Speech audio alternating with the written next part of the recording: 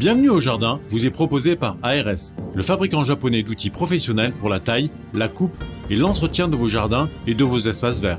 Vous avez besoin d'un avis, d'un conseil? Consultez-nous sur notre site www.ars-france.fr. Votre programme avec promessesdefleurs.com. Promessesdefleurs.com, pépinière en ligne, conseils et idées pour le jardin et le potager.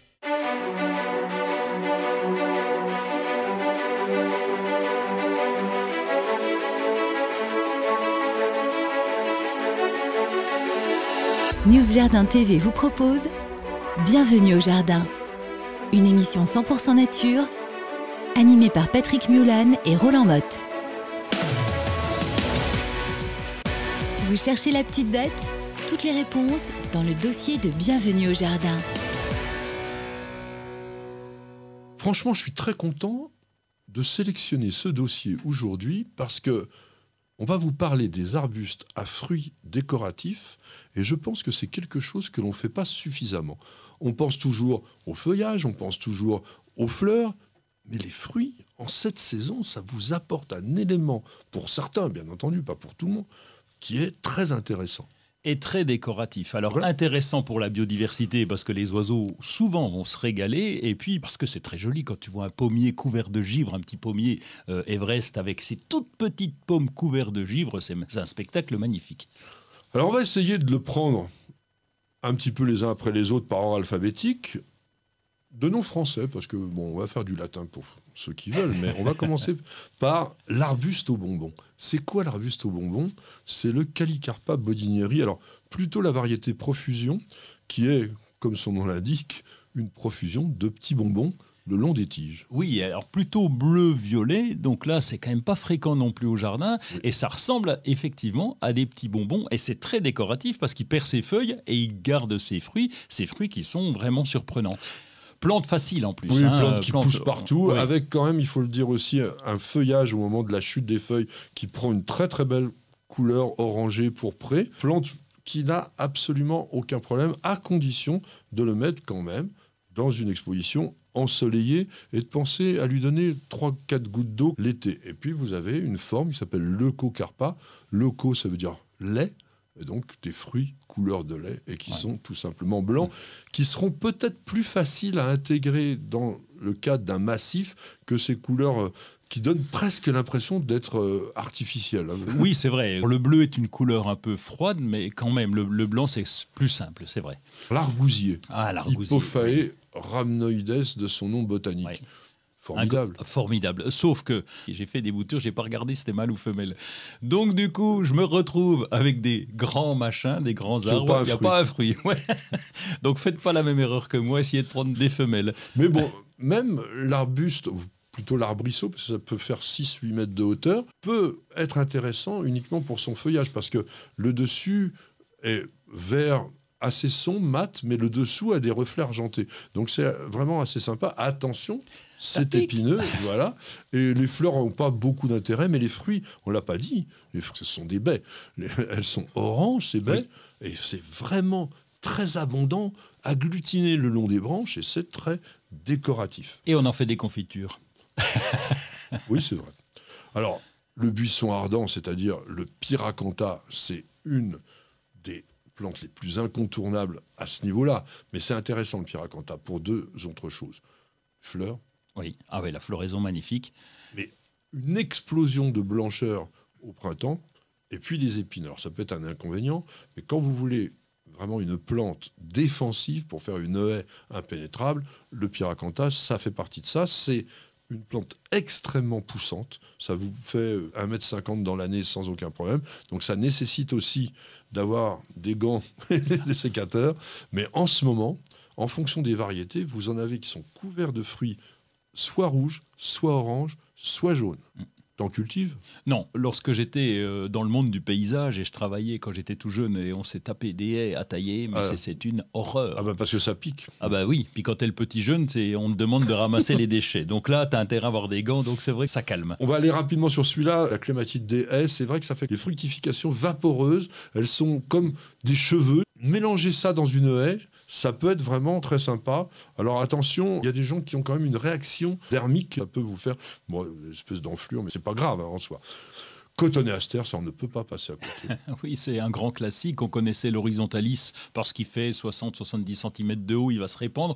Les boules rouges sont magnifiques en ce moment, mais le feuillage aussi est très joli. Il est quasiment rouge. Et puis des cotonéasters, on en a pas mal, en particulier le d'Amérique est tapissant. On peut marcher dessus. Ouais. Ah oui, c'est vraiment très joli. Et puis après, en buisson, vous avez Franchetti et Lacteus qui se ressemblent un petit peu. Et si vous en voulez un beaucoup plus grand, vous avez Salicifolia à feuilles de saule. Et tous sont aussi fructifères les uns que les autres. Là, on est dans la couleur totalement rouge. On va passer à l'épine vinette, c'est-à-dire pour les botanistes au berberis, qui sont des plantes extrêmement variables. Elles. En fonction des espèces, on va avoir des fruits de couleurs très différentes. Certains sont même bleutés au départ et puis rougissent, d'autres qui sont carrément rouges, il y en a qui sont roses. Donc c'est vraiment intéressant et tu vas me dire, il y en a qui sont comestibles. Oui, il y en a qui sont comestibles, oui, bien sûr. On a le berberis traditionnel. Vulgaris. Vulgaris, voilà, donc qu'on a planté au jardin, qui est parfait, qui fait des petites baies. Et puis, il y en a des très décoratifs. Quand je pense à Julianae, qui a des petites feuilles magnifiques, avec un fruit un petit peu sombre, là, qui est vraiment très joli. C'est plus joli que le classique, la Tropurpurea, qu'on voit malheureusement régulièrement. Les fruits de berberis, quand il y a en plus la couleur d'automne qui commence à être à la fois pourpre et doré, plus les fruits, ça le fait quand même. Un que j'adore vraiment, c'est le fusain d'Europe. On l'appelle le bonnet d'évêque parce que la forme du fruit est en bonnet d'évêque, et là, le fruit, il est incroyable. Oui, et il pousse vraiment à l'état sauvage. Donc là, pour le faire pousser, on est peinard. On le trouve au bord des ruisseaux, par exemple, et donc dans un jardin, c'est magnifique. Et puis, la couleur des feuilles. Et puis surtout, la couleur du fruit qui est rose, avec une petite harie orangée, jaune-orangé. Donc ça fait vraiment une couleur incroyable. Le hou. Oh bah oui, alors classique, là, faut se préparer à aller le chercher pour Noël. Le hou qui va pousser presque sans problème quand même. Hein. Il faut un endroit pas trop plein soleil quand même. Il faut un petit peu d'ombre. Oui, parce que quand on le voit en forêt, il est souvent à l'abri des grands arbres et donc ça sous-entend qu'il lui faut un petit peu d'ombre. Mais le hou forestier n'est pas vraiment le plus intéressant. Il y a énormément de cultivars qui ont été développés. Certains qui ont des fruits jaunes, Baxiflava par exemple, d'autres qui ont des feuilles qui sont sans épines, et comme Pyramidalis Oreo marginata. Ça veut dire donc qu'il a les marges des feuilles qui sont dorées, il a une forme pyramidale et en plus, il a des fruits qui sont très intéressants. Il y en a énormément. Golden King, par exemple. Alors, je vous l'avais déjà dit une fois, mais sachez que chez les houx, il y a un piège. Donc, c'est un peu comme les hippophaées, il y a des mâles et des femelles, mais ce sont donc que les femelles qui fructifient. Tout ce qui s'appelle Golden Queen, par exemple, sont des mâles. Donc, la reine est mâle. Et le king, le roi, est femelle. Donc achetez Golden King, là vous aurez des baies rouges qui deviendront même un petit peu rouge corail. Attention, les fruits ne sont pas du tout comestibles sur les houx, il faut même faire un peu attention. Dans les couleurs qui sont intéressantes, vous avez tous les Mahonia, Aquifolium, Media, font des grappes vraiment bleutées, et puis même des floraisons en hiver, ça c'est quand même très très intéressant. Moi, je voudrais qu'on dise deux mots sur ce qu'on appelait dans le temps Pernetia et qui est rentré dans le genre Golteria, mais qui est un autre petit arbuste à bonbons. Oui, qui fait des toutes petites baies, alors blanches et rouges, hein, il y a les deux. Rose hein. aussi. Rose aussi, oui. On le voit souvent, on l'a vu à la Toussaint dans les jardineries, parce que c'est aussi une plante très décorative. Quand elle est chargée de fruits comme ça, c'est très très joli. Mais attention, ça ne pousse qu'en terre de bruyère, ou alors il faut le mettre dans un pot aussi avec de la terre de bruyère. On n'oubliera pas quand même les pommiers d'ornement, tu l'as évoqué tout à l'heure. J'ai cru que tu n'allais pas en parler. Alors, t'as dit Everest, moi j'aurais dit Golden Hornet. Oui, aussi, oui. Alors, il y a plusieurs variétés. Non, il y a plein de variétés, mais au niveau de la fructification. Oui. Alors, c'est vrai que l'intérêt d'Everest, c'est que ces petits fruits peuvent être transformés en confiture de façon assez valable. Golden Hornet, les fruits sont beaucoup plus petits, mais ils sont d'une abondance incroyable, et comme le dit son nom, Golden, ils sont dorés. Tu en cultives, toi?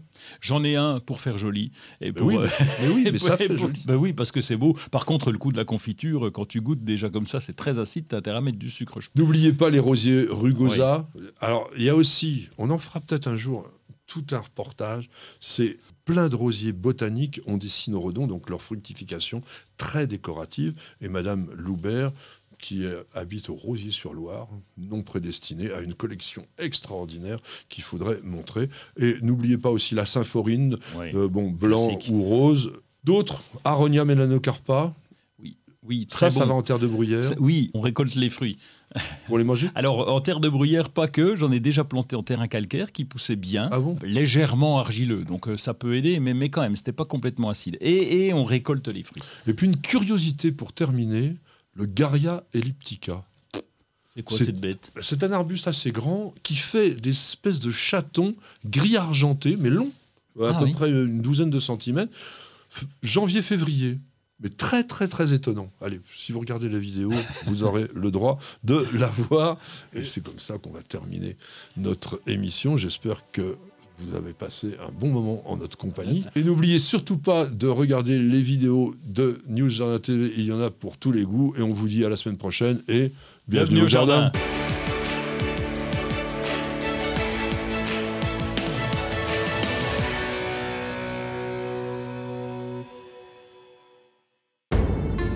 Vous avez écouté Bienvenue au jardin avec ARS, le fabricant japonais d'outils professionnels pour la taille, la coupe et l'entretien de vos jardins et de vos espaces verts.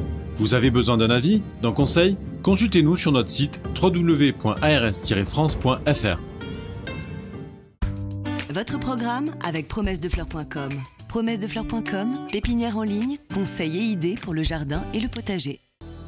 Merci d'avoir regardé cette vidéo et j'espère qu'elle vous aura fait passer un bon moment.